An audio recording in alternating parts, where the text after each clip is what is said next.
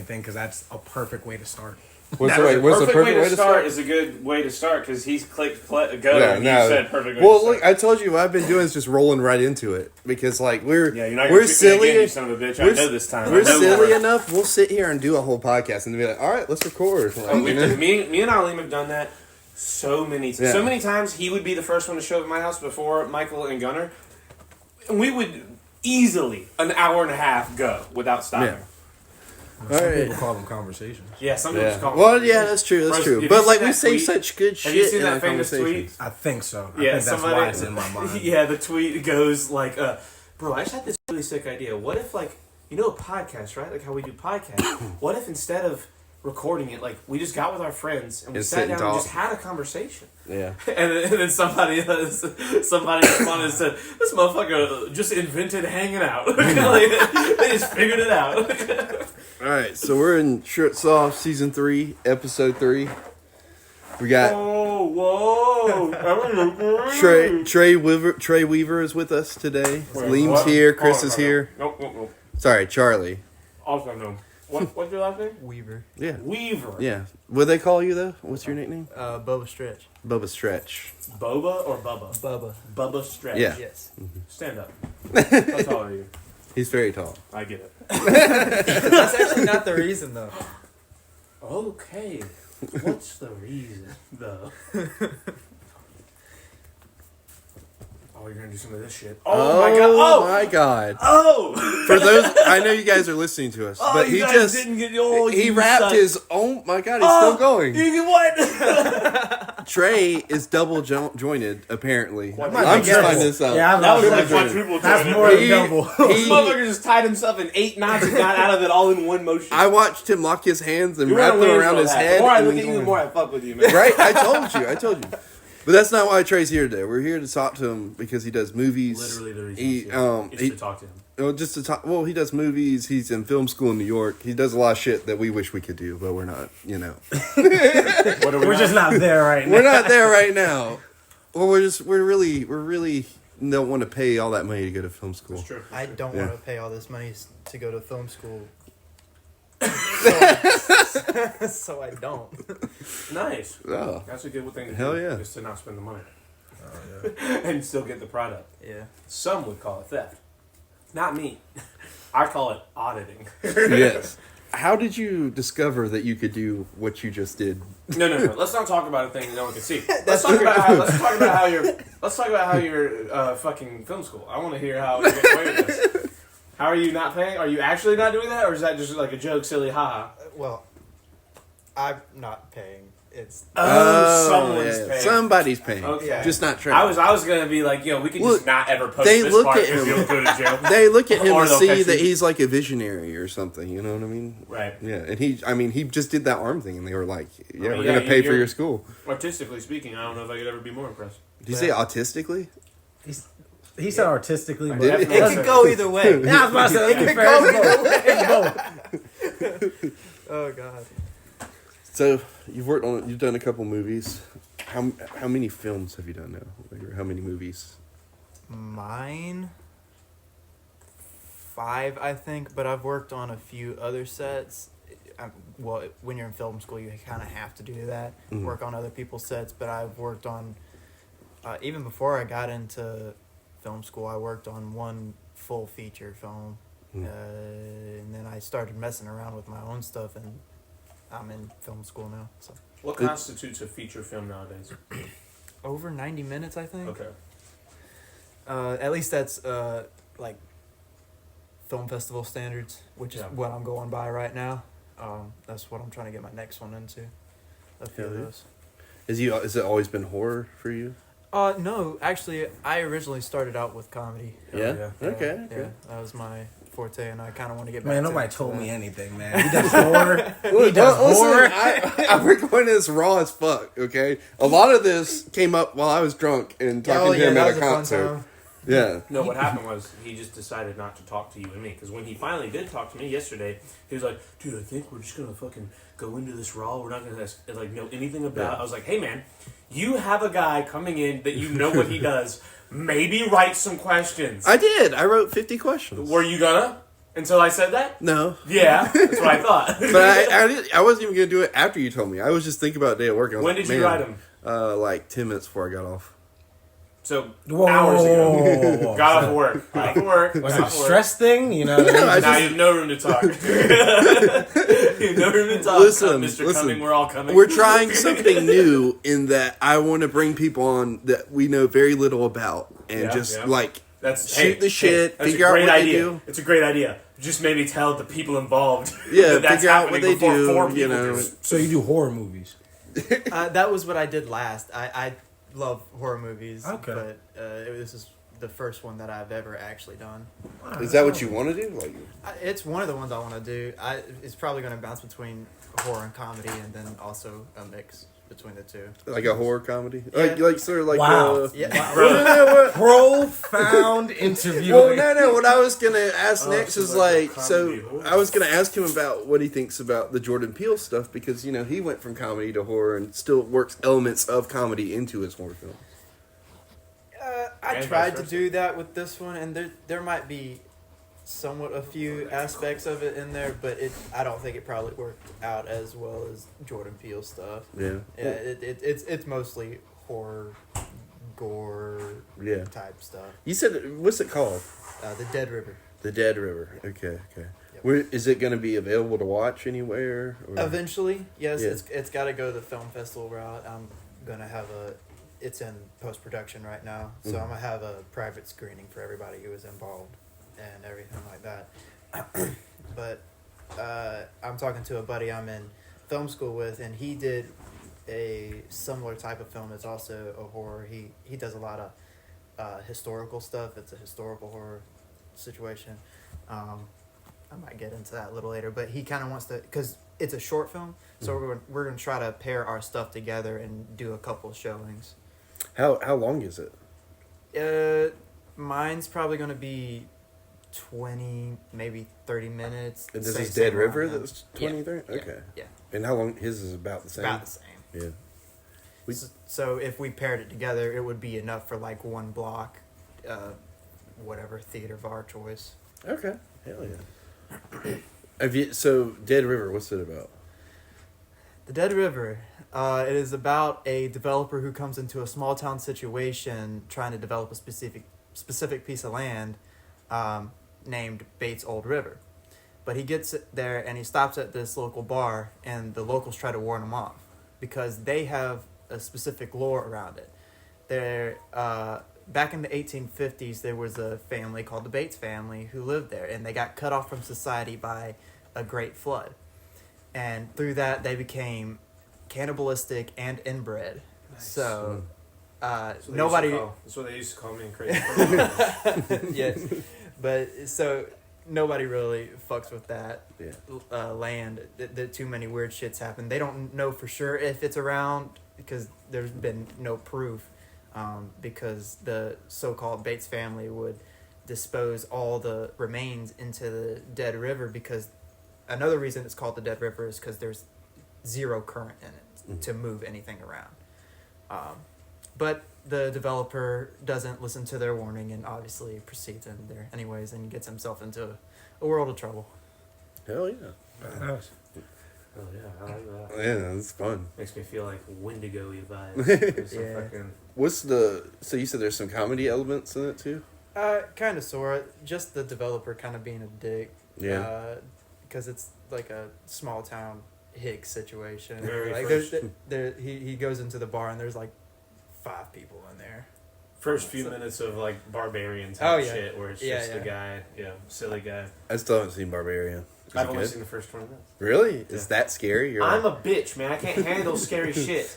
Man, I can't do it. I'm a pussy. I can watch A Quiet Place, the movie that's a horror movie about a family, like family is the message. Like that. man. I So can't like watch my real problem with scary. horror movies is like I have the ability to watch them. Like, if I have to watch them, I can watch them, especially if there's like a woman involved. Because I just no, because that's the thing, man. There's very few misogynistic, chauvinistic things about me, but like I definitely can't be the pussy watching a horror movie with a woman, right? Yeah. However, I have such I think so much already, like I'm on my head so much that it's about introducing those ideas and images to my brain in the first place. Yeah. It's like disturbing, you know what I mean? For me personally, which obviously seems because we hyper indulge ourselves in the thoughts of whatever we see. Yeah, you know what I mean? So it's very dangerous for me to watch horror movies because it has nothing to do with it. It's like, oh yeah, that was cheesy, that was funny, that was well done. But then I'm like, damn, you could really do that to somebody. That's fucked up. What if funny you say dedicated time to that? Funny you say that. My favorite type of horrors is the ones where this shit could actually happen. Oh, yeah. You know? That's the type of stuff that I like to go into. Like, the supernatural shit is cool and all that, but like... Zombies are fun, but like, what about something that for real... Exactly. Is and that's totally plausible. That's what makes it scary. Yeah. That's 100% what makes it scary. Like Barbarian. Yeah. From what I hear. I've now seen what happens and just refuse to watch it because I'm a pussy. I won't watch Long Legs. I don't know anything about it. I know it's got Nicolas Cage. Right? Yeah, I know it's got Nicolas Cage. Apparently, it's one of his best performances ever. The main girl apparently is incredible. Also. Apparently, he's also only in it for like 15 minutes. Very Silence of the Lambs scenario. Oh, then it should be great. I found out about that movie like 2 seconds before it came out. I didn't even about the line. Dude, we were just talking about this with the trailer thing. I'm like a giant fan of what end up becoming amazing horror movie, their trailers. Yeah. Because I won't watch the movie. But I'll watch the trailer. And the trailer for Long Legs is unbelievable. The It Chapter 2 trailer is one of the greatest movie trailers ever made. Like, that movie, I felt like I experienced the level of majesty that apparently that movie has. Just by watching the trailer. That trailer is so fucking sick.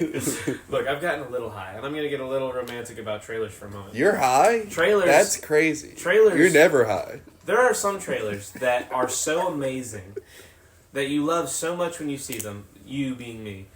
That you go into the movie knowing it's going to be good, and then it's not. Not only does it not live up to the hype of the trailer, it doesn't live up to the hype of normal quality movie. And the worst case for this is the trailer for the movie Black Mass, starring Johnny Depp. Johnny Depp plays. It's a true story. It's a biopic on Whitey Bulger, who is this criminal gang organized leader. Blah blah blah blah blah. Did everything. Who turns on his whole organization and has to go into witness protection. Johnny Depp's acting is Oscar-worthy, but the movie was so bad that he didn't even get, viewed at... You ever see one of those? You ever see one of those movies where a character acts their ass off, but the movie's it's average? Like, there's a great movie hidden somewhere on the editing room floor, and they just fucking... Somebody was not getting their coffee. Somebody was not fucking having a good time in the editing bay. Somebody killed that movie. Somebody killed that movie by accident. Yeah. That movie has all the elements. Joel Edgerton's amazing in it. David Harbour's amazing in it. Adam Scott's amazing in it. There's 5 good acting performances in that movie. Benedict Cumberbatch is in it. It's so good. And it's just, it turns into this terrible, but the trailer. But the trailer is one of the greatest 2 minutes on the internet. It's unbelievable. And there's a bunch of trailers for movies like that fucking the trailer's unbelievable, and then the movie is Joker Folie à Deux. Has one of the greatest final trailers of any movie. I knew that movie was going to be good. And then it fucking is what it is, bro.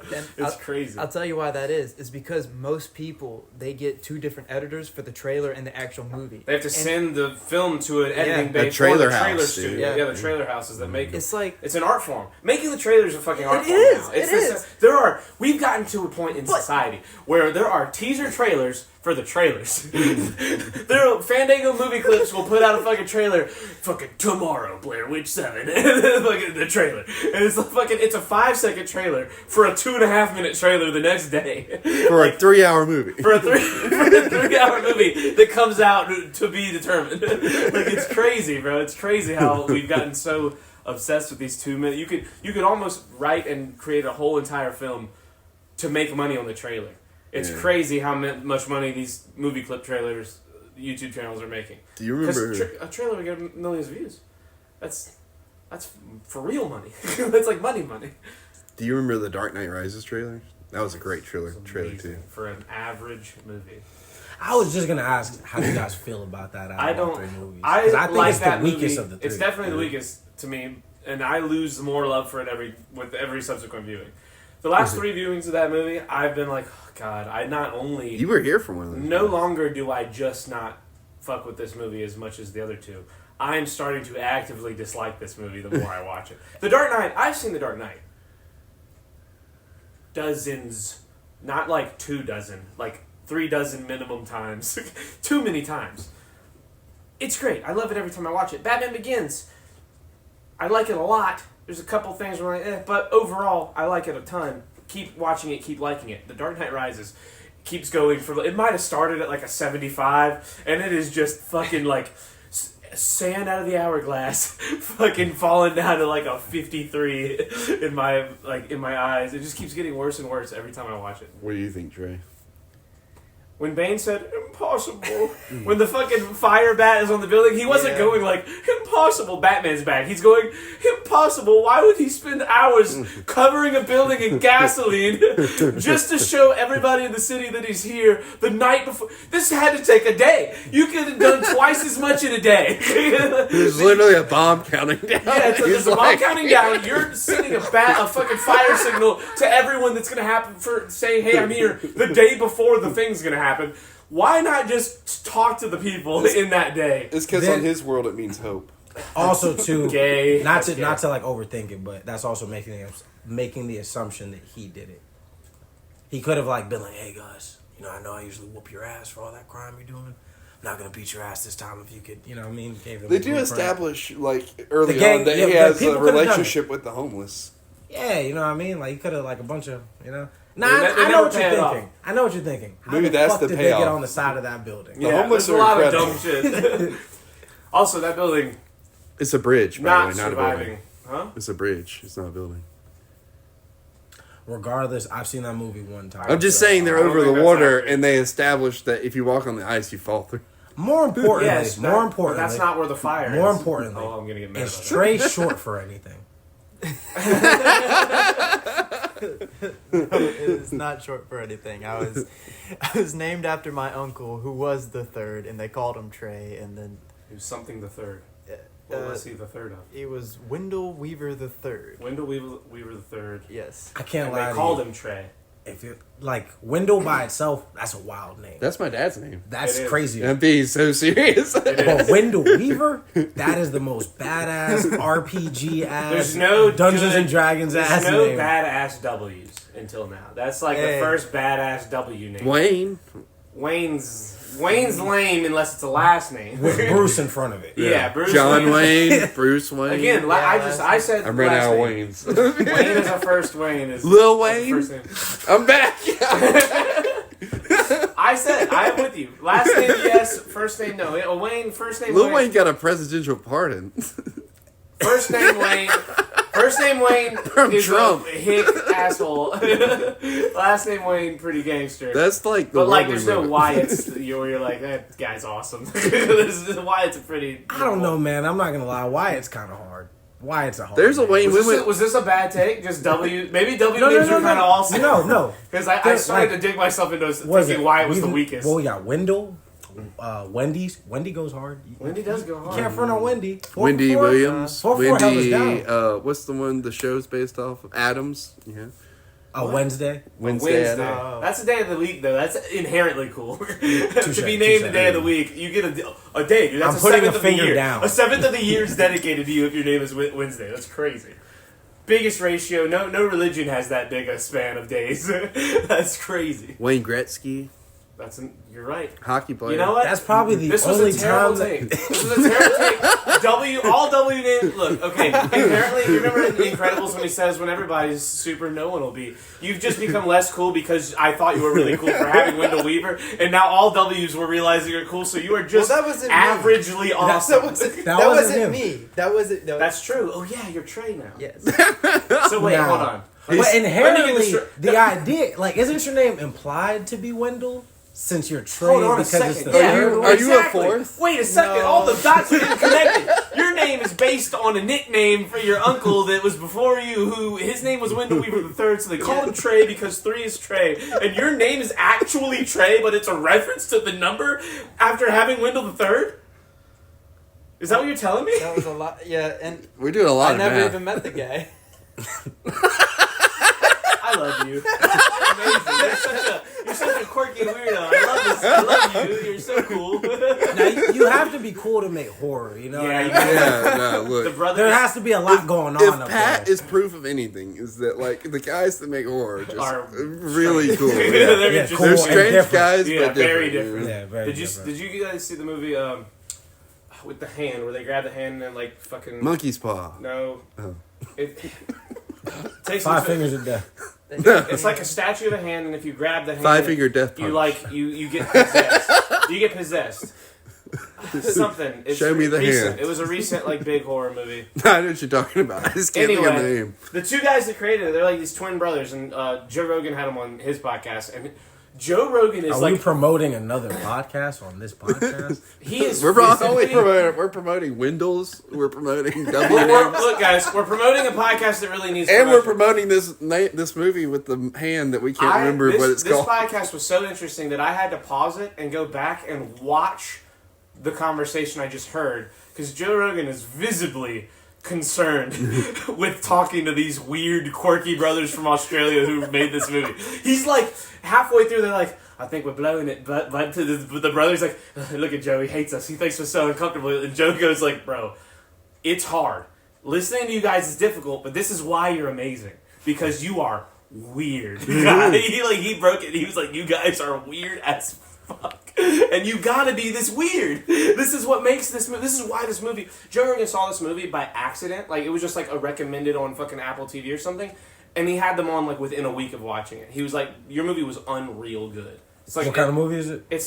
It's called Challengers. No. Oh. It's about a statue of a hand that these kids find, and when you grab it, you become possessed. Yeah. Oh, I saw the trailers for that. Yeah, the trailer looks it. Do you remember what it's called? No. Truth or Dare. That's not what it's called. It came out around that time. Ouija. Nope. The Shining.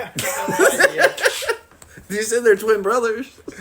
That's, first of all, twin sisters. Oh. Well, hey, look, who am I to judge what gender they are? You know what I mean? Man. Statue hand horror movie. Okay, it's called Talk to Me. That's what I said. It's about a group of friends who use an embalmed ceramic hand to summon spirits. Weren't they like getting high off of it? Yeah, basically. That's kind of how they were treating it. Yeah, they were like tripping out. And then the SNL or somebody did a version where every time you do it, you come. And it probably wasn't SNL, it was like a YouTube comedy channel. But they, like, every time they do it, like, they just do it to, like, get off. That's, like, the joke about them getting high in the movie is basically them saying, like, you could use it for that. And so the joke was that. And then the dog gets it and becomes possessed and starts, like, trying to kill everybody. So I think. Sure. It was in the movie or in the... In the comedy. Sorry. No, you're good. Sorry. Oh, where are you from? Columbia. South Carolina. Yeah. All right. No, you're good, sorry. Just throwing it out there. I don't want people to think you're from South America. No. Why would you not want them to believe that, Chris? I mean, I don't care. It just doesn't really sound South American, you know? No, but somehow I tricked a girl who was from Columbia. She said, I'm from Columbia, because she went to school with me. I said, I'm from Columbia too. She's like, really? Wait, okay, hold on. You just let it ride. Yeah, That's right. Let's back up here for a second. Was she blonde? No. Did you say blonde or blind? Blonde. Oh, okay. Blind would also work. Was she blind? No, that's why she kind of questioned it. So, prior to going to school in New York, had you been out of the state? Like, had you ventured much out of South Carolina at all? Aside from North Carolina, and not knocking you, trying to say or not Georgia. Travel. No. Southerners tend to kind of stay home. No, yeah, that is a that is a stereotype. Yeah. But no, I've been out of the state a few times, vacation wise. My grandma's rich. So she takes big trips and wants to take us along. 100%. So there's nothing wrong with having rich family members. Like, you gotta live it up. Never really been out. The most I've been out the country is Canada, and that was on the way to Alaska. So. Oh, nice. What was it like? Did the toilets flush you first? I was too young to pay attention to that.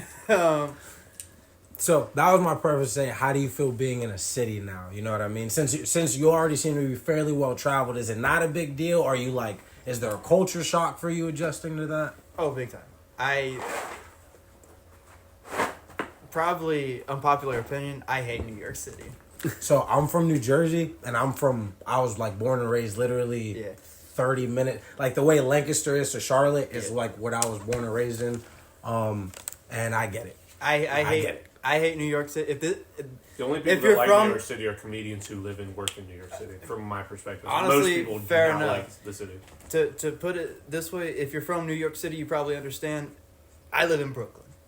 That's That's my preference because honestly, there's not as much going on as like downtown Manhattan and stuff like that. I'm just like even Brooklyn's a lot. Yeah. Because being from where your neighbor's like way down the way, being from not even just a small town, but like Columbia is a city, but Columbia is really, for me being from the north, Columbia is really like a big town with buildings in it.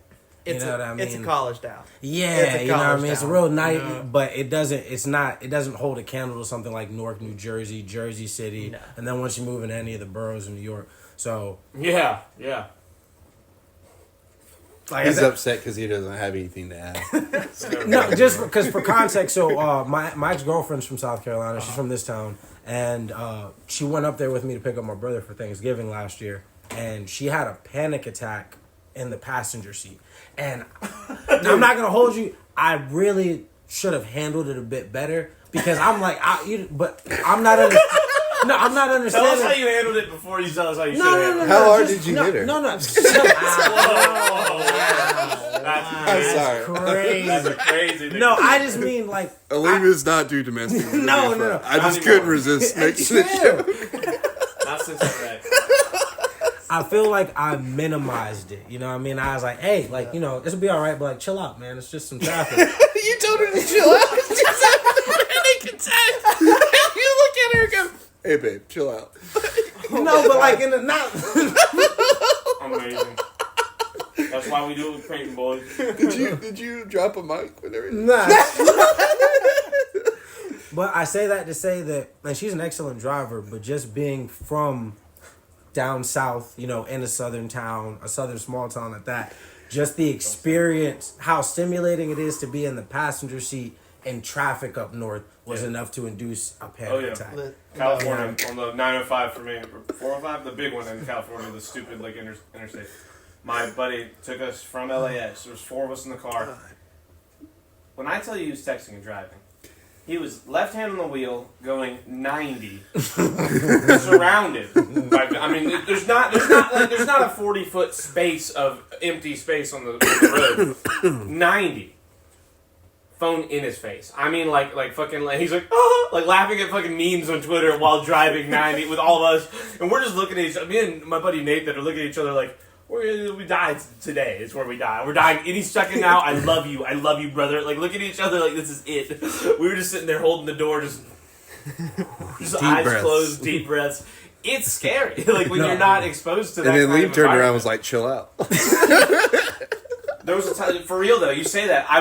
There was a time where that's gonna be forever funny to me. Like he was on the phone and he like made a turn and I went oh and he was like whoa what. And I was like, nothing. He was like, I was like, well, like, I was freaking out because there was like he was making a move that made no sense. I was like, how can you do this at 90 miles an hour?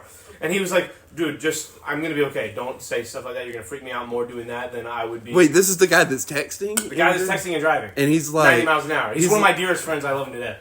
And he's like, you're freaking me out because you're like... He was saying you're freaking me out by making like a reaction noise to what might be going on because you're not used to it. He said, I need you to relax. This is normal. I'm good at this. Very good communication. He was like, this is nothing. I do this every day. And that alone, I was like, okay, at least we're dealing with like I guess like a pro, like a confident person in this crazy death risker. Yeah. But it's everybody. It's everyone there. Like, all the cars are doing it. The median speed on the fucking road was 90. Like, it was ridiculous. How did you drive? Or did you drive at all in New York? Or you just rode with people? Or taxis? Well, when you're getting equipment around, you have to drive it around. And I'm the only person in my class with a license. Wow. Holy shit. Yeah. So I'm driving for everybody's set. And, like, I'm driving the big ass cargo vans too, and down these like tiny ass roads. Man, like, New York traffic's not a fucking joke, dog. To put that in perspective, you're how old? 23. And how old's everybody else in your class? Like relatively, like average. We've had some people drop from our class. The oldest was like 26. We're all around the same age. Yeah, like early 20s, and nobody has a license except for you. How many people are in this class? It's fairly small compared to other classes, but at one point in time, we were the biggest class of like in our semester of like. I think we had 13 people at one time. 13 people? So it's pretty small groups. Yeah, it's small groups. But still, for like none of them to have licenses. Are they Northerners per chance? But they're in New York, though. They probably live there. Well, that was what I was gonna say next. Like if they were Northerners, it would have. You don't need a license when you're. Yeah. Well, but that's just crazy and to us. A lot of foreigners. Oh, okay. Yeah. Okay, a lot of foreigners. Yeah. A lot of foreigners. Oh, okay. How do you feel about No, I'm not gonna do it like that. I'm not gonna do it. I will. I don't like how they smell. Yo! It's going off the rails really quickly. How many projects have you been in? And how many times did you not enter a project because of the foreigner running it? How many times did you have anxiety during these projects and Leem tell you to chill out? How many times did you have anxiety because of the foreigner running the project? And Leem's still sitting there telling you to chill out. You're never living up to chilling out. When did you know you wanted to do film? Oh, that's in there. Did you read that? No, I don't need any of that. There's a list of questions. You don't need questions. There's a list of questions sitting next to I the know phone. how to talk to people. I do too.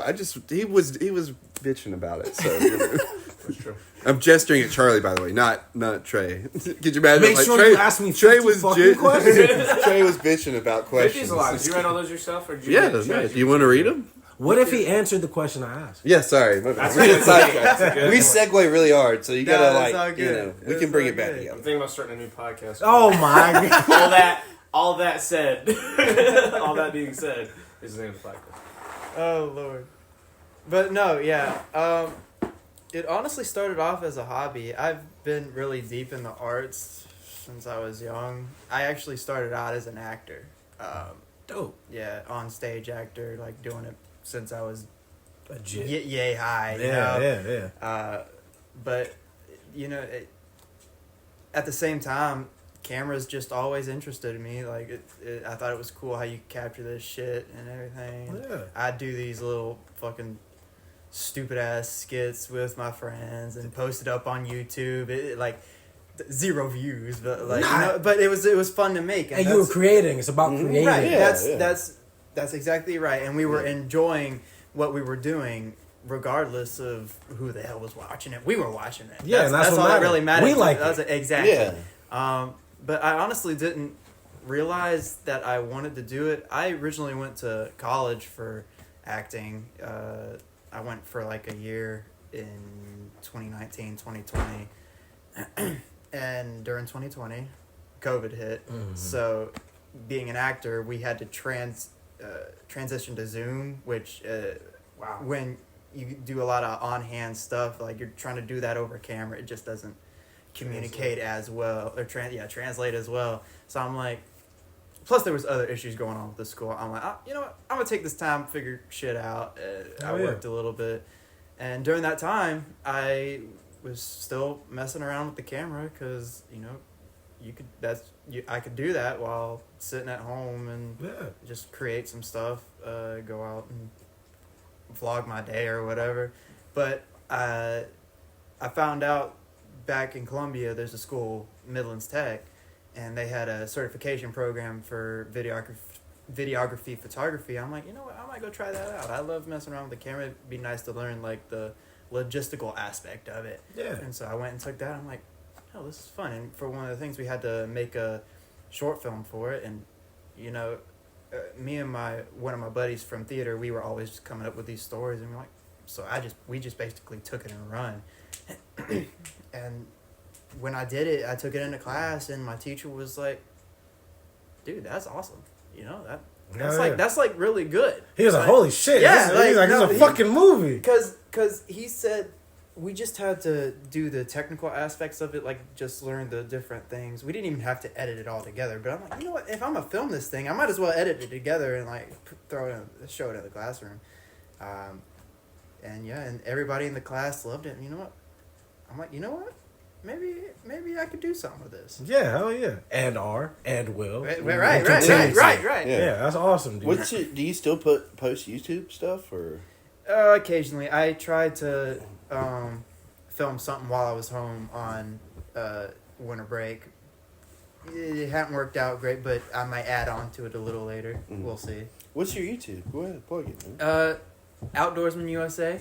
I do a lot of hunting and fishing and stuff like that, and post it on there. I love that. Yeah, You're so weird, man. You're such a weird guy. This is so crazy because you guys don't see him. We're talking to a guy wearing like 17-foot long like brown overalls over a fucking tie-dye flannel shirt. You saw it last time. Yeah. One of his overalls is an overall. Check out the back. And it's a tie-dye flannel shirt that the back of says Metallica. Yeah. And he's wearing a Wayne's World hat. Wayne's World and he hat. looks like he professionally watches people weld. Like this guy's incredible. He looks exactly how he sounds. But then he's also in fucking film school making movies, and his YouTube channel's an outdoorsy YouTube channel. You are my spirit animal, bro. Dude, I love you. You are the Swiss Army knife of filmmakers. That is a huge compliment. I appreciate that. We're going to take a picture after this, but that's okay with you for the thumbnail and all that stuff. They really fuck with it because it's so hard for me to even talk to.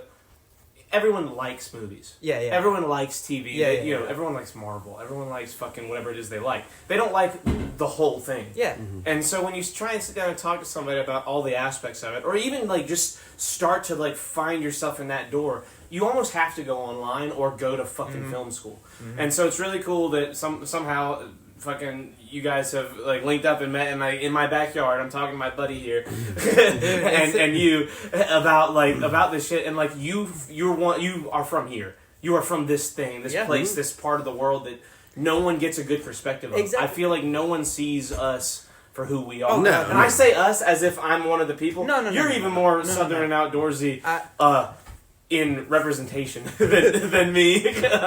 My family's from the north, and so I can feel their displacement. Yeah. I can feel my family. My dad was the first generation raised here. He was born in Pittsburgh, but they came here when he was 1. Yeah. So he was raised in the South, but his whole family is northern, and you can feel the displacement, the uneasy look of other people looking at the family.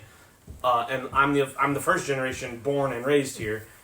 And I'm people can't tell. I've been mouth all over that, just so you know.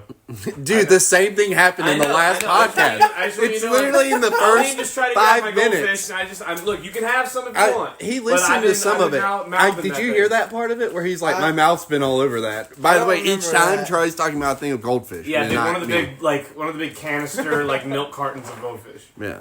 But yeah, no, I completely understand. Dude, you have no idea, because I dress like this when I'm up there, too. So you're just culture shocking everybody. God, yes, dude. Everybody looks at me like crazy, but the people I'm in class with, they love me. I found, probably the one of the only, country bars up there, and I take people there, and they see a whole nother side of me. Of course. At school, they'll see this, artsy side of me, kind of. I mean, obviously. You try to, that's what you're there for. Right. Obviously, I don't dress any different. They tell I'm a redneck, but You are a fresh redneck, though. I do need. Well, we were just talking about. Did you see the back of his shirt? Like a hick. Yeah, however, but it looks he is too so good. clean. Show him the back of your shirt. Yeah. Look at the back of this shirt, Leem. Look at it this says Metallica. tie-dye flannel What that's the actually a Metallica. Yeah, is that not amazing? This guy's crazy, bro. He has a one-sleeve overall on. Yeah. You are literally iconically redneck right now. Everybody back here. I remember this so vividly. When I was in high school, I would talk about how much of a redneck I am while I'm doing musical theater at the same time. Yeah. And this person's like, That's such a contradiction to hear. You can't do that. Pick one or the other. Like, you can't be both. Like, this is too weird. And you're like, that's closed-minded. Yeah. Shut up.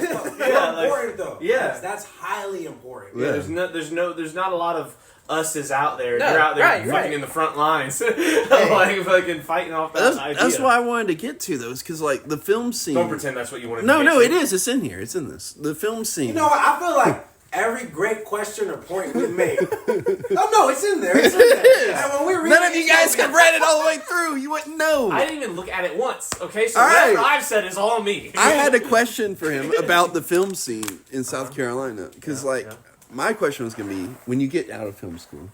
Are you going to try to make that film scene happen and be bigger here, or are you going to try to stick with the film scene in New York? Oh, hell no. I'm not staying up in New York. I can't do it. No one can. The place is fucking mad. It's insane. Like, I would go up there for, like, a gig or whatever, and that's probably about it. Like I got friends up there now who are going to stay up there and do work up there, and I'll go help them out. And they'll do the same for me down here. But I want to come back down to specifically to Columbia. And that's honestly, it's pretty good an area. Not in itself for the film scene, but the fact that where it's located, there's so much around it. Like, we got Charleston. It's starting to pop off now. Everything's really close by. Yeah, Savannah, Charlotte a little bit. And if you wanted to go to Atlanta, I mean, it's only a 3.5 hour drive. For horror, you can't beat going up into the mountains and finding the spot to film. No. You know what I mean? You have such good access to, like, a ton of, like, public land. And honestly,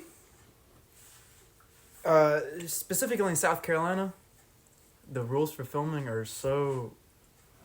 There really aren't any. They're make-believe. Exactly. You can get away with so much stuff down here, and it just makes it so much easier. I almost hope this episode doesn't go big. People gonna start coming here and trying to film shit. And I'm like, I promise that by the time that information ever does get out and people take advantage of it, you will have long gotten your fucking gold out of this. I hope people do hear this, because there are a lot of good areas around here for filming. There's just a lot of cool spaces. I mean, I used a lot of cool spaces for my last one. A lot of very nuanced perspectives. Like that. That nobody sees. Dude, in the last 20 years, I'm 28. I didn't have internet until I was 19. Like, I didn't have internet at my house till I was 19. Free! My bad. I could only really access the internet at school. And it was just happenstantial. My dad was like, we have DirecTV, we don't need the internet. Like, that's just kind of the mindset for a lot of people for a long time. They didn't want to make that switch. And I got a job, started making money. I was like, fuck it, I'm getting the internet. I want to play fucking Xbox Live. I want to play against people. And so, like, I did that, and it opens up. So, and, you know, the more people do it, the more there's, like, perspective of, like, how people see us. We just see the, like, you know, the idea of what Southerners are, and you're like, bro, this is not, like, it's not a fair representation, because there's people here who are aware that there are people here that are shitty. Yeah. And those people shape the culture. But that's the thing about anywhere. There's going to be shitty people anywhere. That's like you guys think all Northerners are mean, and I'm literally one of the sweetest guys you know. Yeah, sure. Hey, man, chill out. That's I need you to chill out first. Second of all, that's a silly stereotype. I don't hear it as much as I've seen. You know what? Though, actually, there's a good perspective shift, because I see all of the negative traits of the way people see people here. Yeah. And I never necessarily had those views on the North like you say. I know that is a thing that people say Northerners are mean, but I've never heard anybody accuse it or say it. Like, I've seen it, like, on TV. I've seen it. That's the perspective. I've never actually, like, heard people with it. Now, I've heard people with, like, hard racial shit. Yeah. We are in the South, and there are a lot of racists still around. There's a lot of, like, fucked up people still, you know, on the scene, actively being their racist selves. He said on the scene. Yeah. So we approached the scene, and there were 9 racists on the side. I don't know. I've seen shitty people from, like, all walks of life. Not to be negative. Yeah. I just mean, like, I've worked in town here where there's a lot of, like Southern people that are, like, racist, mean assholes. And then I've worked in Indian land where you get a lot of the Charlotte people and the people that are transplants from up north and out west. And, like, it's just a different vibe. You know what I mean? But I do agree with Leem in that it's not necessarily where you're from. It's that there's shitty people from all corners of the country, and just because of where you're from doesn't immediately make you a shitty person. You know what I mean? Do they think that? Do they just assume you're racist when you go up there? Or they think you're stupid too, don't they? Yeah. They also don't expect me to be like an artsy individual. Mm-hmm. So you're getting it from both ends. Yeah. Yeah, because like from down here. yeah, from down here, people. There's no escaping it. Yeah. No, for sure. Sorry, go ahead. No. Is it everyone? Is it like everyone? No. But I mean, I don't mean everybody sees you in like a negative light. Is it everyone you interact with? There's the noticeable like they are talking to something they're not used to talking. Yes. To. Yeah, that I didn't get that. I've traveled a lot, and I didn't really start feeling it until I went to Vegas and LA. No one. I see myself as someone who doesn't really have much of a like Southern accent. I don't feel like I have one. Dude, you sound like a hick. What are you talking about? I know. Yeah, totally. But in Vegas, in LA. I'm a hick. Oh, God. I'm a fucking super Southern. Yeah. Oh, where are you from? Mississippi? Like, everyone thinks I'm like Southern. And I'm like, bro, you guys aren't even talking to a guy from the South. You are. But, like, I'm the least version of what you're perceiving me to be. I'm, like, the closest thing to you. Like, this is crazy. You guys don't understand. I don't know what he's talking about. Every time he speaks, I hear Kevin Spacey from House of Cards. That's exactly what I'm saying. I know. That's what you sound like right now. Right. Totally. Didn't Kevin Spacey do that weird stuff? Huh? Oh, you mean did he rape men? No, come on. Yes. Right, come on. I think it's pretty... 2 podcasts in a row. I think it's totally... I'm not sure on rape. I just cheer on how Wait, did you say it's reasonable? What'd you say? No, I think it's reasonable to believe he did all that. Oh, I thought you said it's reasonable that he did that. And I was like, whoa, hold on. No, because Eileen was like framing it in a way of like, do you think it happened? And like, yeah, I think he. Oh yeah, no, he definitely did that shit. There's a difference. The kid that accused him killed himself, and the same day that Kevin Spacey posted a video on YouTube as Frank Underwood from House of Cards saying "kill him with kindness," like in character, like a whole thing about the holidays. KWK, that's what he said. KWK, kill him with kindness. It's fucking crazy. Oh wow! You've never seen those YouTube videos? No, all right. There's more important things to talk about. That's not. That's crazy. That's Sorry, not my kind of... we just segued, but like, no, he definitely did that shit. He totally killed. Not killed, but I don't think he had him. No, killed. I was saying it more in a way like, I mean, he don't need no attention from us. You know what I mean? Who? Kevin Spacey? Yeah, it was just a comment. It wasn't really like I know he did that stuff. Oh, okay. Yeah. Oh. Regardless. Trey, do you think you did it? Bro, you need. Have you watched House of Cards? Is the more important. No. Oh. Do you know about all the stuff that happened with Kevin? Yeah, oh, okay. Yeah. Great show. Like when it comes to film school and being, film major, maker of films, connoisseur, consumer of films, producer of films, you do film. Mm-hmm. How do you feel about? And how do you feel about film? Shut your ass. No, and the way I'm gonna word this is not movies, the actual one. Little material, little funky, but do you feel like you need to see certain movies to make films? Do you feel like you watch a lot of movies? Do you feel like you need to watch a lot of movies to make films? That's a good question, Ollie. Yeah, it's, and I know I'm kind of like wording it because there's a nuance to what I'm asking. I get what you mean. Yeah, I get what you mean. No. You don't find it necessary to watch Casablanca, right? No, You've never seen Casablanca? Shut up! Like you've seen it. I haven't. No, I honestly, if you got a vision, you can make it. You don't have to see a whole bunch of movies. I mean, if it helps with the technical aspect, I'll say, so you'll know. I love watching shitty movies to know what not to do. Nice. Nice. That's why I hang out with Creighton. You watch a lot of shitty movies? No, so I know what not to hang around. But yeah, no, you don't have to watch movies, honestly, in order to make them. I mean, it'd be nice to know the kind of content you want to make, but a lot of the stuff... Have stuff to get inspired by. Right. Yeah. I'm inspired by some stuff, not a lot. I just kind of do my own thing. Yeah. Pretty much. I feel that. Yeah, that's the way to do it. Because, I feel like it's very easy for there to be an air of pretentiousness in that realm. You know what I mean? Because we're talking about, like, we're an entertainment... Oh, you make horror movies? I'm sure you've seen The Shining. Right. It's like, no, I haven't. What are you even doing in this genre, you swine? Like, people really do see it. Like, Right. you even say you like movies and you haven't seen fucking The Dark Knight. Pick a movie that you like. People will judge you for not seeing the thing they like. Really, like, hardcore, aggressive. One of those people is Charlie. No, I am one of those people. I'm one of those people not in that same vein, though. Not in that vein. I'm one of those people in that, like, when my friends haven't seen a thing I love, I want them to watch it because of something that I love. I want them to love the thing I love. Fair. I'm like, Aleem would love Game of Thrones because of these 9 things that happen.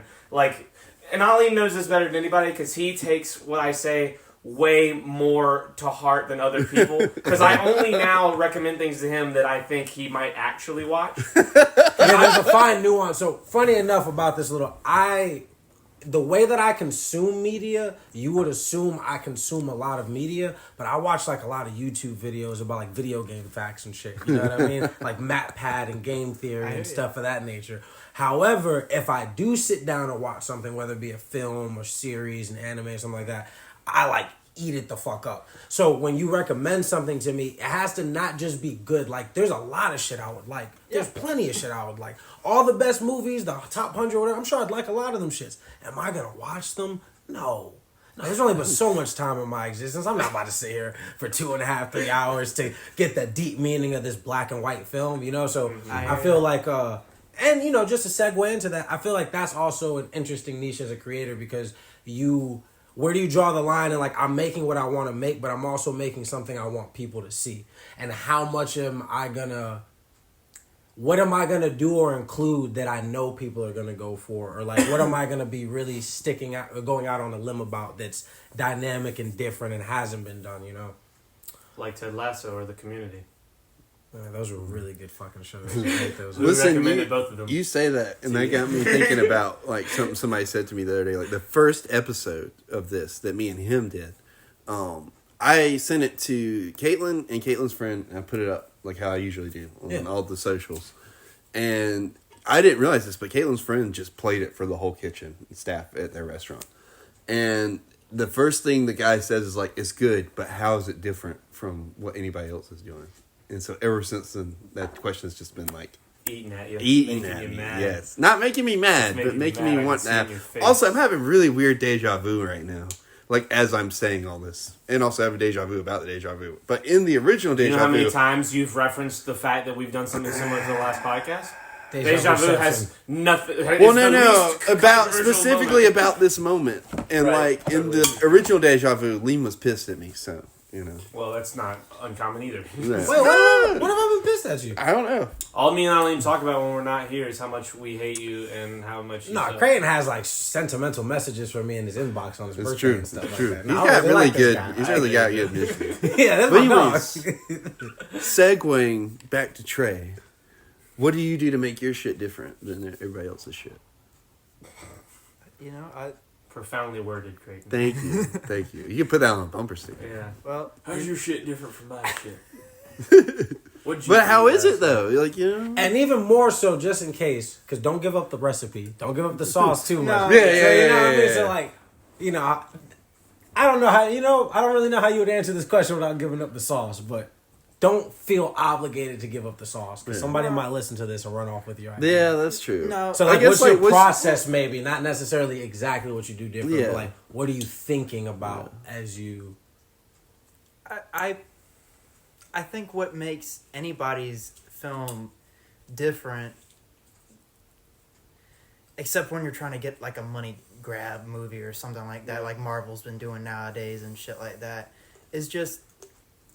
You know, I pull a lot from my experiences. You know, everybody pulls from their own experiences to make their movies, you know, their interests, like stuff that's happened to them. Like most of the films most of the films that I've made, it's either something that has happened to me recently, something I've taken an interest into recently that I wanted to put my take in on. Nothing's going to be the same. Again, unless you're trying to Hollywood it and just get that major cash grab. That you're going by all the standard points to get people interested in and watch it and whatnot. You know, I don't give a crap about all that. I'm gonna be completely honest. Yeah. You know, I pull from my experiences. I write it. Obviously, it's not always literal, but no, we know. It's like I killed this bitch. Yeah, I gotta make a movie about it. But like with that one, I ate her. My bad. You alley. That's such a good joke. That was so good. Yeah, because like we all know, but when I tell you I had that joke in my head, like I was like, your experience. So I'm glad you're like, am I sounding a little? Hey guys, I don't be doing this. And also, this guy definitely dumps bodies in a still river. Thank you for being able to catch the questions, because I know it's really like rapid fire word vomit, and you have to pretty much like, what's the vibe of what he wants of me?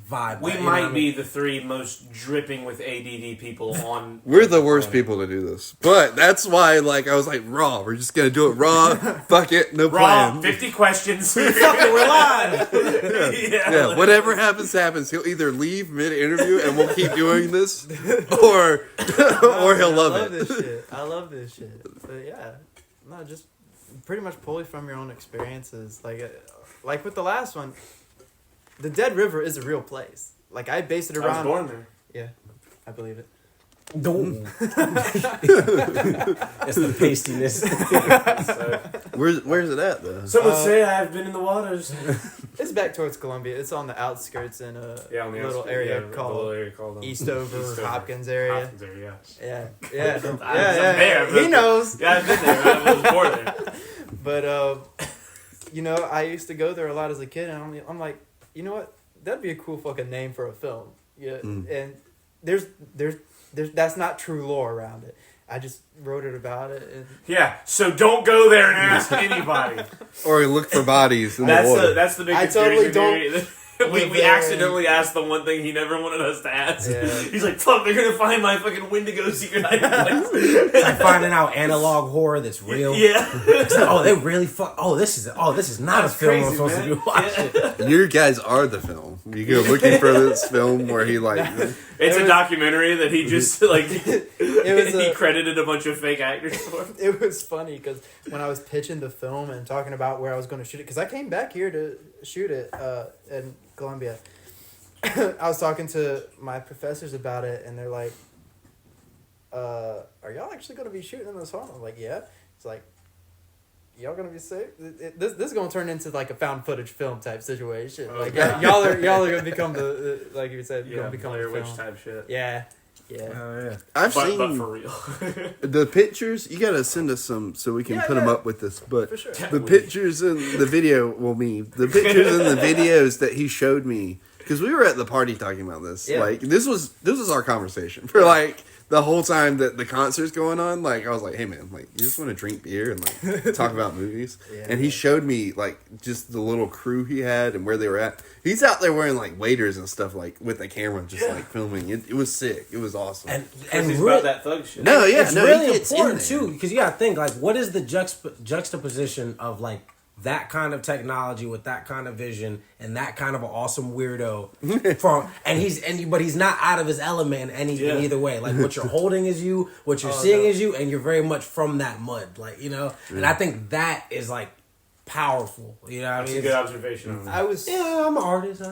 I was so comfortable on the sets we were in, like, and shit like that. But the first day, I might have freaked a few people out because I went out there and I had a pistol on my hip. So over half of them never seen a gun before in their life. For sure. Man. I'd never seen a gun till I moved down here. Yeah, man. Like that was just for safety precaution because No, that's dumb. The snake season's like a thing. You know, they're out there. Plus there are gators out there and shit like that. I'm like, nah, I ain't messing with that. Look at this the way that like someone would have a hammer on a construction Right, site. Like right, this isn't, right. I'm not gonna be like fucking every time a bird flies by. Like, exactly. this Like- is totally a tool. This is not a scary thing. You're like, No. easy guys, this isn't the set of Rust. Yeah. No. Which is, again, another excellent contrast of like your upbringing and then the world that you're in now. But continue, But yeah, no, it was just they I think the people I brought down here, they enjoyed their experience, and it was definitely a lot different for them. But they got to see where I came from That was cool. I don't know if that was where I was going with that or not, but Hey man, Well, your crew was all from New York, right? You didn't have anybody local, did you? no, not all of them was from New York. My DP lived here for a short period of time, but he's from England originally, actually, so that was pretty cool. But he's a redneck at heart. I'm not gonna lie, dude. I have a friend. His name's Mapal. He's from Denmark. Yeah. And he married an American woman, and now they live here. They live in Kansas City. And he's one of those guys where I'm like, oh, you were just born on the wrong side of the ocean, bro. You're supposed to be like in the woods. Like, you're a little bush baby, bro. You're supposed to be out here with us, like fishing, hunting. Like, he's supposed to be doing all this shit. Baby's wild. Like, he was supposed to be one of these guys that grew up in the forest. Like, you know what I mean? Like, and he's stuck in Denmark. Like, and he's like, bro, one of the so most boring. frightening things I think you can come up in the woods is like a British redneck. It was hilarious. No, He walks out, he's wearing like a Confederate flag. that's like an No. Australian. Yeah, that's just an Australian. That's just an Australian. Australians are just British rednecks. Yeah. That's what they are, Oh. mostly. yeah. We should go over there. Unless they're in Melbourne. Ugh, Melbourne. What's wrong with Melbourne? It's like the far left woke version of Australia. Oh. Shout out Melbourne. Charlie said, "Fuck you guys." Yeah, fuck you, Melbourne. Except Amina. Yeah. I love you, Amina. Isn't the guys? Well, never mind. I'm not going to ask that. It's Ooh, super say it. obscure. What are you Well, I gonna don't even know if you would watch their YouTube channel, Mr. Sunday Movies. Aren't they from Melbourne, No, Australia? I don't know. Or they might be from. What's the other one? Sydney? No, not Sydney. It's not in Australia. It's a separate country. New Zealand? Yeah, New Zealand. Damn it, That's I the was one. right there. Yeah. It's like one of the only. New things. Zealand was what I was thinking. They The might only be from other New thing, Zealand. arguably for many miles. Do you guys know how Anyways. like Australia started? There's a Yeah, prison, it's a right? prison Like colony. prison colony. All right, fuck it. Yeah. It's okay. I know We things. still think you're smart. We still love you.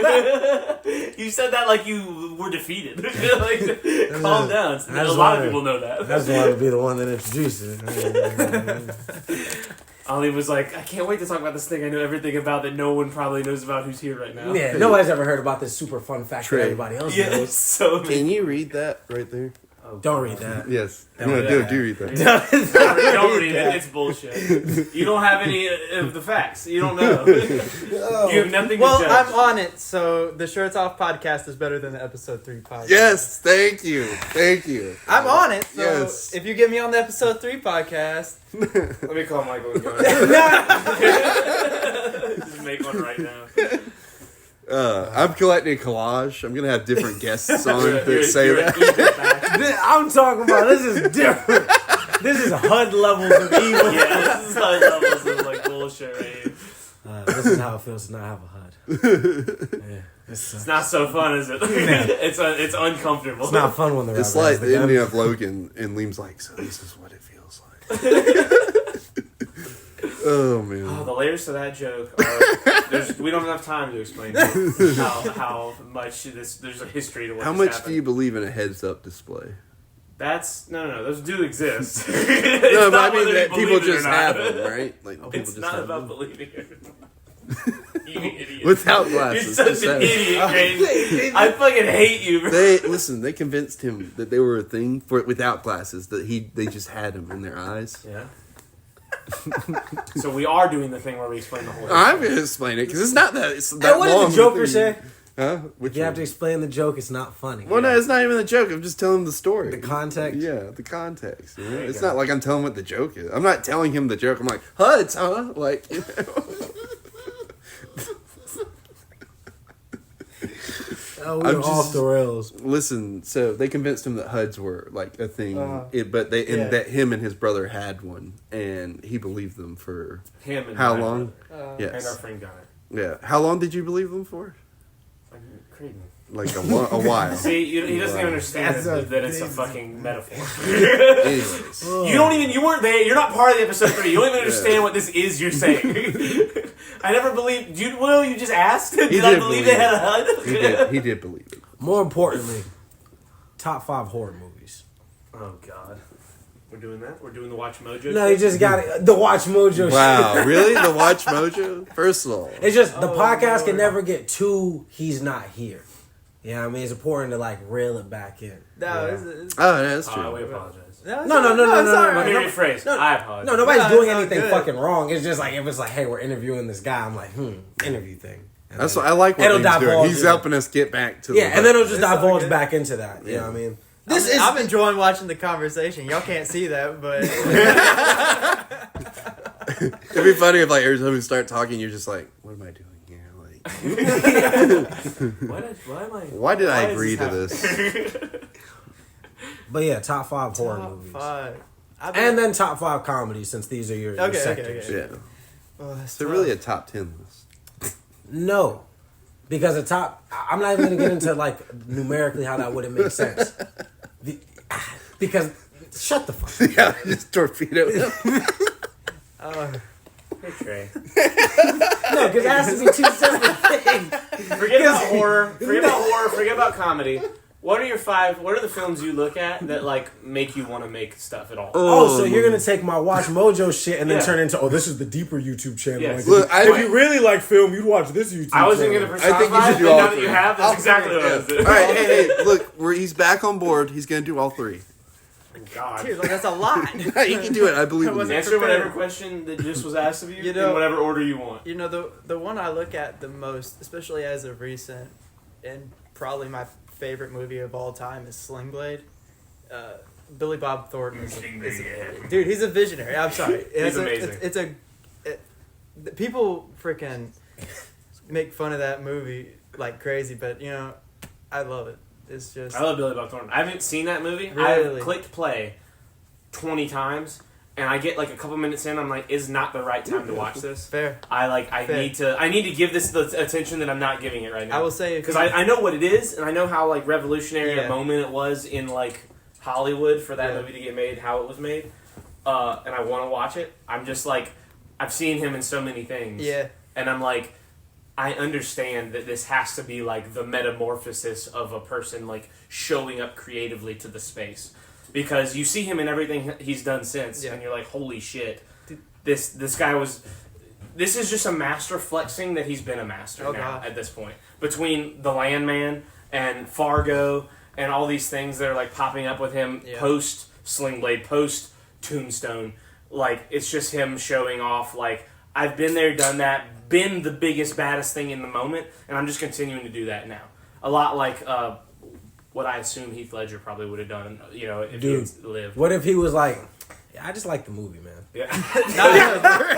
Like he's like, I just like the pictures. Yeah. Billy Bob Thornton, he's a visionary. That movie in particularly though, because to me that is the indie movie, and it has a lot of the aspects that I love about it. He literally went back to his hometown to film it, and a lot of like, not huge characters and stuff, but like the mechanic shop that he worked at, which you don't know what I'm talking about. That was like one of his best buds from back home. And it's just incorporating people like that, and that's a lot of what I want to do. I just love that film, and I just love Billy Bob Thornton. Also, me and my friend, my film. It's actually, I made it as a concept film for a feature, and we're talking a lot. I got a friend up in New York who, I don't know how he does it. He can get in contact with like anybody. And he's like, bro, if you turn The Dead River into a feature film, I can get Billy Bob Thornton on board. I'm like, if you can do that, hell yeah. You'll be creaming your overalls. Yeah. Dude, that would be... I'm just saying, like, you would. That was a good statement. I like that statement. But, That was funny. yeah. Now he's imagining it. Or it's happening. Oh yeah, no, it's a mere mention, dude. I'm getting goosebumps for you. Like, Dude, you know, no. I'm happy. Like, you know, that If someone told me that. If that could happen, I'd quit right there. There's like that's like peak. Yeah. That's like peak. I don't know how I could get any better than that. Yeah, like you fucking know? Quentin Tarantino has 10. You know what I mean? He has 1. one and done. Just one done. What were Just the other like questions? Smash Mouth. Top 5 comedy, top 5 horror. Yeah, Top five, there we go. top 5. Or top 3. Tom Green is my that. Okay, yeah. For the you couldn't think of his thing, name, and that's who he is. I didn't want to get it wrong. I do, but I see that guy, Tom Green, the comedian / he has done real acting. Yeah. There's a thing I'm writing right now, and I look at the main character, and in my head when I see him, it's Tom Green. And like but like a younger Tom Green, it would be hard to do it the way I want to do it. But it would still be cool whether or not he was the main guy to have this guy that I was looking at this whole vision as in the thing. And just like you said, the goosebumps. If someone said like, bro, what if I told you if you give me this script and I ship it, Tom Green, I can get Tom Green on the thing, I would freak the fuck out. But like I said, this dude literally, like I said, he can get in contact with anybody. Literally for his film, which is, I don't remember if I mentioned it here, but we're planning on pairing our films together. You mentioned it. Yeah, okay, good. Yeah. You were going to do your film with. It's that guy. To get that hour chunk. Mm-hmm. Pretty much. And for his film, he got, have y'all seen Uncut Gems? Yeah. The guy that shot Adam Sandler is in his film. That's pretty cool. That's sick. Yeah. So, He hasn't seen it. Yeah. He doesn't watch Also, spoilers for Uncut Gems. No, he gets what I was saying, like points of connection. Yeah. And I have seen that movie. You've seen Uncut Gems? Yeah, it's like the first 40 minutes. I haven't seen any of it. But no, it's okay. Yeah. Anyway. Is this yours? Yes. Nice. It's Pepe. Anyways. Appreciate it. Sorry. That's pretty badass, right? Anyways. I can't think of top 5 right now, so I'll do top 3. I've really been into Texas Chainsaw, the original. I love Saw with a passion. I love the entire thing, but the first one is peak. And Masterclass too, and a little goes a long way. Like it's all the good things. It's the first one where it's just like the room, and they're like, that's a good one. What was I gonna say for the third one? I don't know if it's one of my. It's not really a horror. It's more of a, I guess, thriller. I pulled a lot of inspiration from this one. It's oh crap, what's it called? It'll come back to me. Yeah, it's okay. No. What about comedies? Do you have comedies? I'm not gonna lie. I haven't seen a lot of comedy recently that I like. It's because it's hard to make a good comedy now. Yeah, that's the other thing too. Like as much as I think it's cool you do horror, and like that really seems to kind of be more of your like niche. Like you like both. I don't No. But but as far as like, I really want to see a good comedy. Yeah. Like meeting a dude who in the next 5 years are gonna have like a blockbuster comedy movie. Like, you know what I mean? I tell my kids about that. Yeah, you know what I mean? A good comedy is important. I hope I can make a good comedy because that's where I originally started, and that was like the first ever short film that I made was a comedy. And then you're like, it's just easier to kill bitches. Yeah. Maybe. Oh gosh. Favorite comedies. Here, I'll give you some of mine. Not Rush. Not really. I'm just gonna name Adam Sandler movies. Rush Hour was good. Oh yeah, I do love Rush Hour. I was born the day Happy Gilmore came out in theaters. Really? Yeah. Big Daddy. Big Daddy's great. That's a Big good Daddy's Yeah, good. and but that with that even like it's a comedy, but really it's like, you know how there's slice of life anime. You guys probably don't, but it's more. Big Daddy's actually more of a drama that's funny because you know what I mean. When he was like, I can. What do you It's say? a lot like Click. Yeah, and that's the other one I was gonna say. Like Click and Big Daddy. It's like, got a heart to it. Yeah, like a real soulful. It's like, this is funny, but this was about a lot more than a laugh. Yeah, it's got a story. Yeah. Some movies are really like, oh, this is for me to piss my pants. Yeah, you know what I mean. This forgoes substance and loot, you know, for jokes and like funnies and stuff like that. Like for example, like the interview could. You know, if you think hard enough, you could think like, oh yeah, this is a like James Franco, Seth Rogen. That like this is really sending a message. But then it's also really like this is we're trying to make you. These laugh. guys were talking about North Korea, got really high, and were like, we could make this movie. Yeah. Versus like, Big Daddy is like, damn, that's an interesting situation. Damn, it would probably really hurt if you lost that kid. Yeah. Damn, it'd be pretty cool if that kid still stayed around because your friend, you know, stepped up to the task. Now you have a cool nephew that was your son that one time. Yeah. You know what I mean? And that's real American too. Like I come from like. I come from shit that's a lot more similar to Big Daddy than it is to like the nuclear Disney home. You know what I mean? Exactly. Yeah, I know this isn't about me, but I just want you to No. That's like, yeah. There really aren't a lot of, in my opinion, a lot of like really good comedy movies. The ones that I can think of are probably back in the 80s. I love Caddyshack. That's a classic. We're getting the picture. Yeah, because I have to leave. Sorry. I'll text it to I was you. just gonna edit you in on the picture. It was gonna be that Sorry, picture. of you podcast. We sleeping. stopped that for a moment so I could take a picture on my phone without letting anyone know what was going to happen. Yeah. Because I have to leave. Yeah. Charlie's leaving because he's a bitch. I'm a bitch. I have private He does reasons. love us though. Got the game. No, not tonight. Oh, He's being real secretive about what he's going to I'm not being Oh, secretive. I'm just not telling you. no, I know what this is about. I love you. do. Good Love you more, luck. my boy. Love you more. Touch her on the leg. Have fun. Be safe at whatever you do, We use protection.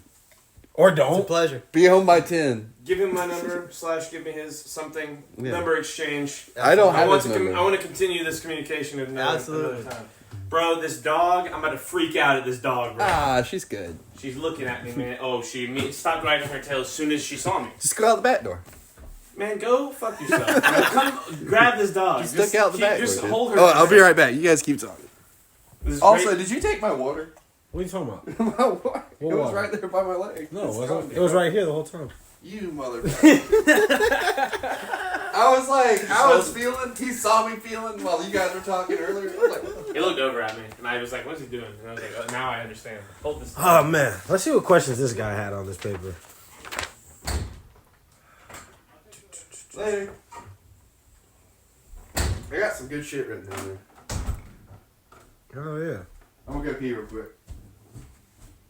All right, so I'm not gonna ask you shit that was on this. Yeah, I'm gonna save that for him. There's questions, a good question. But how long do you see yourself doing it for? As long as I want to. I don't know. That's fair. That's fair. As long as it's plausible, then I mean, even if I don't necessarily make it in the industry, I'll figure something else that I like to do. I'll probably do something outdoors, something with animals. Actually, Yeah. I'd love doing that and still do film on the side. But it's just a matter of how it goes. Yeah. If I can do it for the rest of my life, then hell yeah. And I think that's really important too, like the idea of making it, like Yeah. what that means and how that can even be a limiting thing. Because like if you can get so caught up in making it that and you don't make it, and that could have been the year that you would have made it in the idea of whatever the fuck that means. You know what I mean? And it sucks because it kind of boils down to like attention. Like making it is how many people give a fuck about what I'm doing. Pretty much. You know. But, To one extent, there's layers to it. That's, you know, There's different views of making it. Like, I know people who they want to make a film that's it's their own, but it's also like carbon copy of like their most favorite director and everything and like that. And that's perfectly fine. It's obviously gonna have their own aspects of it, but my idea of making it is just making something that I love, and obviously I said this earlier. If somebody else somebody else is probably gonna like it. Somebody's not gonna like it. You know, it's just the industry. You know, it's you gotta. I think the main part of it is you gotta do it for yourself. Focus on yourself first, and worry about the critics later. absolutely. And the film landscape is always changing anyway. Oh, I mean, yeah. like, hell, film 5 years ago, especially because of COVID, isn't the same as it was. And a lot of it, I mean, me and you were talking, he was reading the questions earlier. He was like, what's a tentpole movie? And I was like, and I honestly, I didn't know how to explain it because I was like, it's kind of like what sometimes people call blockbusters. But, like, Hollywood and the industry itself is so focused right now on these big, almost like amusement park attraction movies. I Right. think Scorsese said it like that. So it's hard to kind of break into that industry and get successful without being brought onto one of those movies if that's not what you want to do, you know? And you don't strike me as the kind of person that wants to be a part of such a big, production. You want to kind of do your own thing and tell your own stories. Pretty much. I mean, if if I got offered to be on a Marvel film set, you think I'm gonna say no? No. Of course Obviously. not. Paid fucking bank, you know. Make that money to make my own shit. Yeah, that's true. But like, it's just like the environment is pushing you to make something that you don't really want to make. You know what I mean? Well, as you saw from the behind the scenes photos that I took, my film set was very minimal. Mm-hmm. There's not a lot going on there. I'm hoping it seems like there's a lot more going on there, but I'm probably going to stick to more on the indie art house style of things, you know, showing these tiny art house places and things of that sort. If it makes it to a big theater, hallelujah, then that'd be great. But, you know, if I could go my life and somehow make it, you know, post it on YouTube or something, I'm also perfectly fine with doing that. Oh yeah. There's a lot of, I know this isn't exactly in the same vein, but there's comedians that are doing that now that post, instead of going to like Netflix or Hulu or any of these places like that, they'll just record some of their stand up like in like a whole show and post it on YouTube, and they get big from that. It's kind of like, instead of it being Netflix presents whoever, it spreads by word of mouth, you know, right. And it's weird. We've kind of come full circle back to that, because that's sort of how film started in a way, with the short little movies they used to play with no audio, you know, back in the 30s, you know. Yeah, I agree. It's weird how everything comes in cycles like that. We're really not too far off of that. I mean, you look at reels, you look at, like, you know. Okay. Oh, you don't like? I'm not a huge fan. You got an opinion about it. I'm not a fan of the vertical format. Oh, really? No, not at all. There's some aspects it's all right. I found a few things that I'm like, oh yeah, that's pretty cool. But that's playing on the vertical format where it's like, I guess it's those kind of found footage situations where like it's still your phone, but you're creating content like that. Mm-hmm. It not like you're trying to create a whole movie vertically.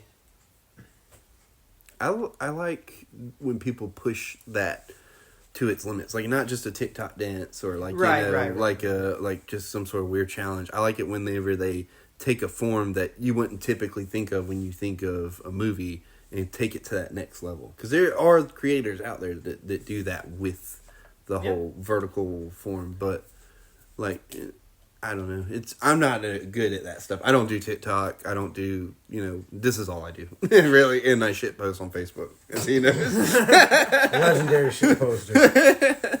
Like if they were giving out medals for that, I'd be like, you know. I think the notion of creation, fame, and notoriety is changing in our time, because ironically enough, I think the same way you guys were talking about how you can just post your own stuff and like in lieu of the Netflix route or the some kind of publishing deal route, the same way that like with creation, you can like, you can like get all the big doohickeys and do all this, but you could also make something very compelling with just your phone.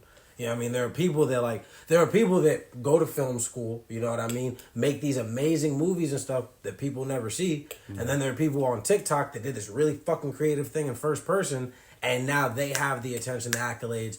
But that's also goes back to the idea of like making it and stuff. You know what I mean? We're inside all of these different lines and boxes. It's like Russian dolls of existence that try to like, and I think we're in a generation and a time where you start to realize that, like, you know, when you get older and you start working jobs and you're like, oh, wait a minute, this was just a guy the whole time. Like, the person, this was just a human being that had a job. Like, my teacher is a person outside of being my teacher. I feel like reality, fame, and notoriety is reaching that point where people are like, oh, like, it was obvious. Anybody can be famous. Yeah, it was obvious it was always just people. It was obvious it's always just a guy with an idea and a guy with, you know what I mean? But people are really starting to think like, oh, well, and it's weird, but the idea that you can be more than the mundane, that you can be more than what you're like, what's expected of you, that you can do more than just, that you can even do the mundane while you do that on the side and it can go somewhere. I think it's, you know, I think we're in a day and age where those lines are getting really, really blurry. And you can make the mundane exciting. That's the other side of that too. Yeah, that is true. I don't know. I'm really curious to see where all this is going. You know what I mean? Because like you gotta think about it, YouTube isn't gonna be forever, dude.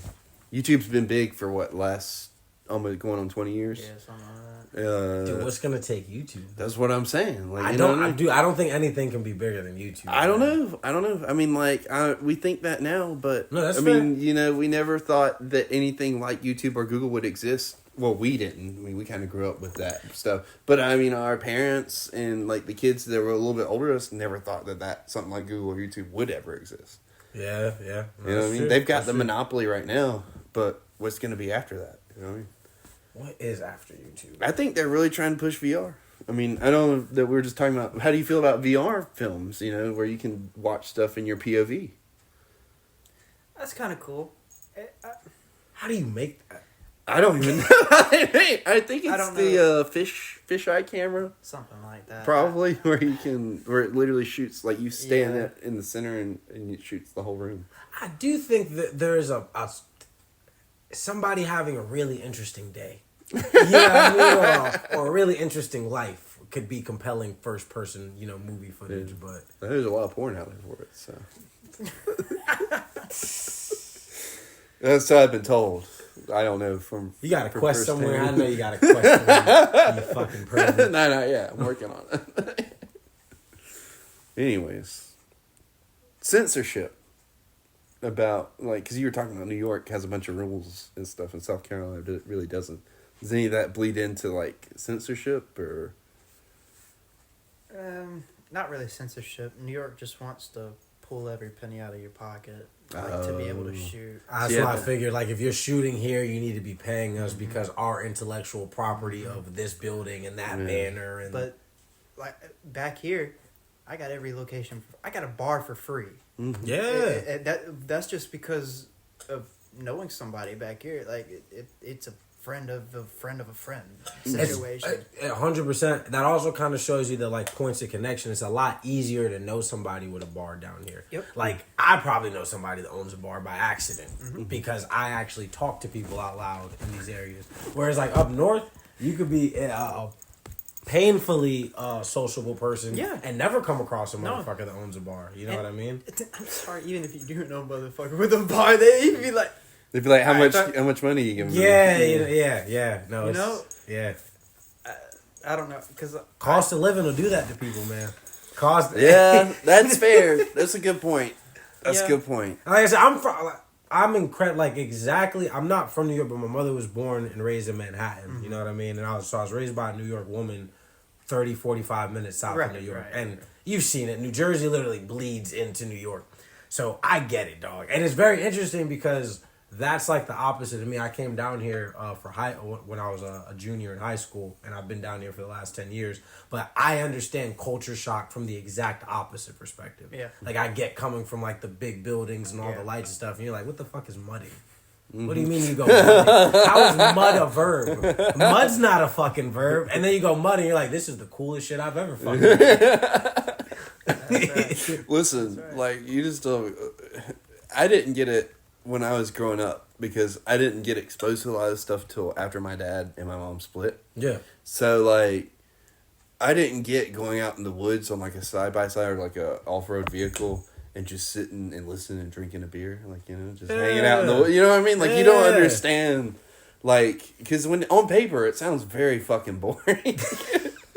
But then you're there and you're doing it and you're like, yeah, like, dude, this is invigorating. Yeah, like this is existence. Yeah, like, good time. Yeah. That's one of the only things. Like, I do have the YouTube channel where I go and try to capture stuff like that, but you can't truly capture the. You had to be there. You have to be there. there. You do have to be there. One of my favorite things to do is to go out duck hunting. And when you go out duck hunting, especially when you go and do it on state public land, you got to get out there at freaking like 2 a.m. to get a good spot. It's cold, it's wet, you're miserable for the first few, but once you get out there with your buddies, you're just dicking around, man. You're just like chatting it up, having a good time. Totally not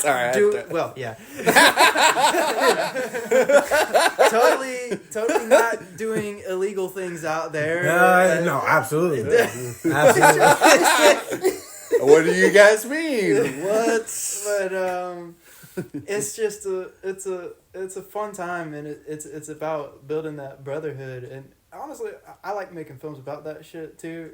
But like I said, you never fully capture that on film. That's fair. You just got to get out there, and that's one of my biggest things. But shit, maybe you, because you got to think there's only but like, because you're a mild phenomenon. The idea of somebody like, you know, from South Carolina and being incredibly like you are painfully hickish in the best ways. No, I take that as a compliment. Yeah, exactly. I take that as a compliment. And it is. I love Southerners. But to be that and then to be in fucking film school in New York City, you know what I mean? Like, you just might be the guy to figure out how do I capture the feeling of the early morning duck hunt? You know what I mean? I think you could do it. trying. I mean, because like the thing is, like you say, you can't capture it. Why can't you? Well, You know what I mean?